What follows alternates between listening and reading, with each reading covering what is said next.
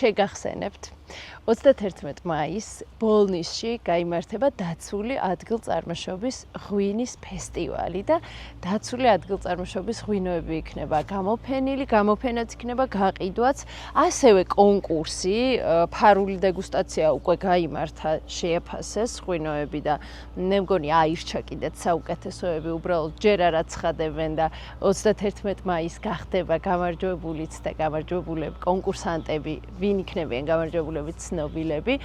ზოგადად ეს ორი სიტყვა ამაზეც მინდა ვთქვა, დაცული ადგილწარმოშობის ღვინო, როდესაც არის, ეს უკვე ხარისხის მანიშნებელია და ძალიან მნიშვნელოვანია, რომ 32 დასახელების ასეთი ღვინო გვაქვს.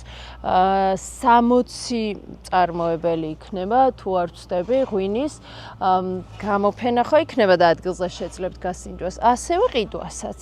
ხო და კიდე ერთხელ გეტყვით, რომ შემოგვიერთდით 31 მაისს ბოლნისში.